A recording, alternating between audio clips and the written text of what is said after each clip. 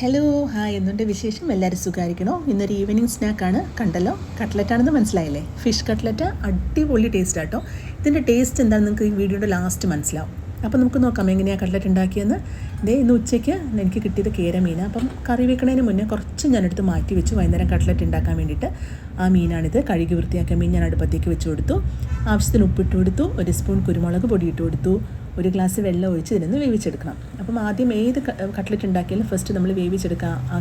ആ സാധനം നമ്മൾ വേവിച്ചെടുക്കുക ചെയ്യാനുള്ളത്. അപ്പോൾ അതിന് വേണ്ടിയിട്ട് ഞാൻ മീൻ നന്നായിട്ട് വേവിച്ചെടുത്തിട്ടുണ്ട്. ഇതിൻ്റെ വേവ് കറക്റ്റാണോ എന്നറിയാൻ ജസ്റ്റ് ഈ ഫോർക്ക് ഉപയോഗിച്ചൊന്ന് കുത്തി നോക്കിയാൽ മതി. എൻ്റെ കറക്റ്റ് പാകമാണ്. അത് കാരണം ഞാനിത് തണുക്കാൻ വേണ്ടി മാറ്റി വെച്ചു. കണ്ടു, ഇത് കറക്റ്റാണ്. അപ്പോൾ ഇതൊന്ന് തണുക്കുന്ന നേരം കൊണ്ട് നമുക്ക് ബാക്കിയുള്ള കാര്യങ്ങൾ ഓരോന്നായിട്ട് റെഡിയാക്കി എടുക്കാം. ഞാനൊരു 3 പൊട്ടറ്റോ എടുത്തു, നന്നായിട്ട് പീൽ ചെയ്തു. അത് കുക്കറിലേക്ക് ഇട്ട് കൊടുത്തു. ആവശ്യത്തിന് ഉപ്പിട്ട് കൊടുത്തു. ഒരു 2 വിസിൽ കേൾക്കുന്നത് വരെ ഞാൻ വേവിച്ചു. എന്നിട്ട് ഈ കുക്കർ മാറ്റി വെച്ചു. അതൊന്ന് തണുത്ത് കിട്ടണം, അതിന് വേണ്ടിയിട്ട് കുക്കർ മാറ്റി വെച്ചു. ഇനി അടുത്തത് എന്താ വെച്ചാൽ ഞാനൊരു പാൻ അടുപ്പത്ത് വെച്ചു. ആവശ്യത്തിന് എണ്ണ ഒഴിച്ചു കൊടുത്തു. വളരെ ചെറുതായിട്ട് നുറുക്കിയ ഇഞ്ചി ചേർത്ത് കൊടുത്തു. അതുപോലെ വെളുത്തുള്ളി, പിന്നെ പച്ചമുളക്, ഇത് 3 ആദ്യം ചേർത്ത് കൊടുക്കുകയാണ്. ഇഞ്ചി, വെളുത്തുള്ളി, പച്ചമുളക് മറക്കണ്ട. എന്നിട്ട് നന്നായിട്ടൊന്ന് മിക്സ് ചെയ്യുക. ആവശ്യത്തിന് ഉപ്പ് ഇതിലേയും ചേർത്ത് കൊടുക്കുക. ഓക്കെ. എന്നിട്ട് ഇഞ്ചിയൊക്കെ മൂത്തിട്ടൊരു മണം വരും, നല്ലൊരു മണം വരും. ആ സമയം വളരെ ചെറുതായിട്ട് നുറുക്കിയ സവാള ചേർത്ത് കൊടുക്കുക. ഇതിങ്ങനെ കണ്ടോ. അപ്പോൾ നമ്മൾ സവാള എത്ര ചെറുതായിട്ട് നുറുക്കിയാലും എവിടെയെങ്കിലുമൊക്കെ ഒരു വലിയ പീസ് ഉണ്ടാവും. അപ്പോൾ അതിനൊക്കെ ഇതുപോലെ കുത്തി ഉടച്ച് ഇതൊരു 5 മിനിറ്റ് ലോ ഫ്ലെയിമിൽ വേവിച്ചെടുക്കണം. അപ്പം അത് വേവുന്ന സമയം കൊണ്ട് നമുക്ക് വേവിച്ച് വെച്ചേക്കണം നമ്മുടെ മീനിന് ഇതുപോലെ കൈകൊണ്ട് പൊടിച്ചെടുക്കാം. കൈകൊണ്ട് തന്നെ പൊടിച്ചെടുക്കുക. കാര്യം കൈകൊണ്ട് പൊടിക്കുമ്പോൾ എന്താ വെച്ചാൽ നമ്മൾ മുള്ളു വല്ലതും കിട്ടിയാൽ നമുക്ക് വളരെ ഈസി ആയിട്ട് തന്നെ മാറ്റി വെക്കാൻ പറ്റും. അപ്പം അത് ഞാൻ റെഡിയാക്കിയിട്ടുണ്ട്. അടുത്ത പൊട്ടറ്റോ അതുപോലെ സ്മാഷ് ചെയ്തെടുക്കുക. ഒരു സ്മാഷറോ അല്ലെങ്കിൽ ഒരു ഫോർക്കിൻ്റെ അരികോ വെച്ചിട്ട് ഇതുപോലെ നന്നായിട്ട് സ്മാഷ് ചെയ്തെടുക്കുക. കണ്ടോ, ഇത് പെട്ടെന്ന് ഇങ്ങനെ ആയി കിട്ടും. കാര്യം ഓൾറെഡി 2 വിസിൽ കേട്ട് നന്നായിട്ട് വെന്ത പൊട്ടറ്റോ ആണ്. അത് കാരണം ഈ സ്മാഷ് ചെയ്ത് നമുക്ക് വളരെ ഈസി ആയിട്ട് സ്മാഷ് ചെയ്ത് എടുക്കാൻ പറ്റും. ഇനി നമ്മുടെ ഉള്ളി എന്തായി നോക്കാം. ഇത് കണ്ടോ, കറക്റ്റ് പാകമായിട്ടുണ്ട്. ഒരു ബ്രൗൺ കളറൊക്കെ ആയിട്ടുണ്ട്. അപ്പോൾ ഇതിലേക്ക് നമ്മൾ പൊടിച്ച് വെച്ചേക്കുന്ന മീനിനെ ചേർത്ത് കൊടുക്കുക.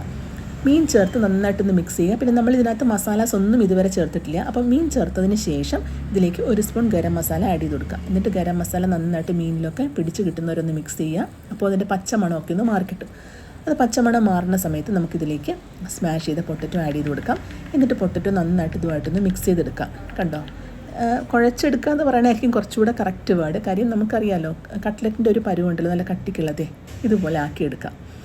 ഇനി നമുക്ക് അടുത്ത പ്രോസസ്സിലോട്ട് പോവാം. അതായത് നമുക്കിനി ബ്രെഡ് ക്രംസ് മുട്ടയാണ് വേണ്ടത്.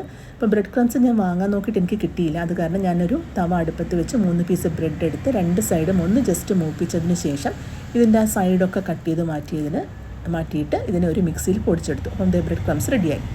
അതുപോലെ മുട്ട എടുക്കുക, 2 മുട്ട എടുക്കുക, നന്നായിട്ട് അതൊന്ന് ബീറ്റ് ചെയ്തെടുക്കുക. 1 നുള്ളു ഉപ്പ് ചേർത്തോളൂ, നന്നായിട്ട് ബീറ്റ് ചെയ്തെടുക്കുക. അപ്പോൾ മുട്ടയും റെഡിയായി.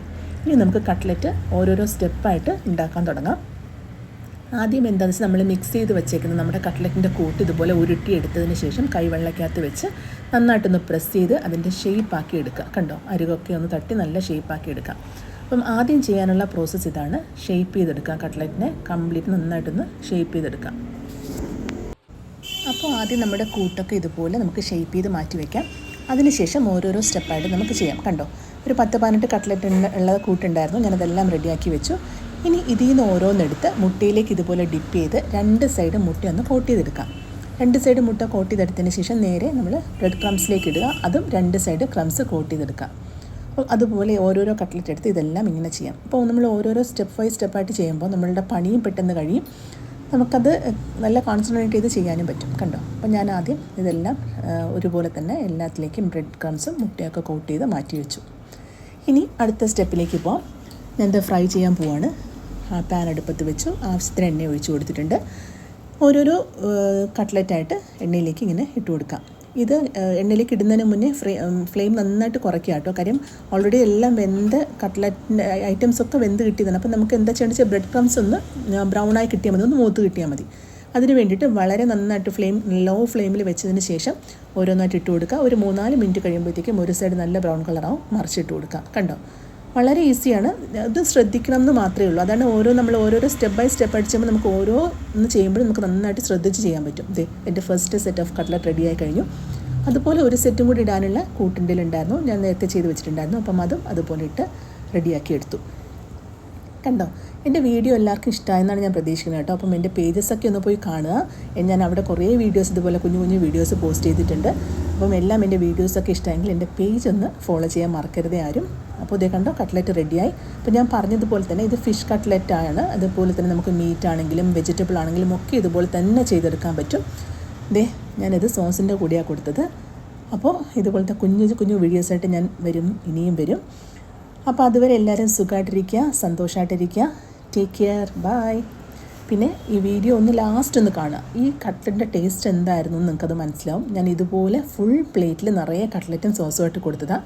തിരിച്ചു വന്നത് എങ്ങനെയെന്ന് അറിയണ്ടേ? കണ്ടോ, വെറും സോസും ഒഴിഞ്ഞ പ്ലേറ്റുമാണ്. അപ്പോൾ മനസ്സിലായില്ലേ?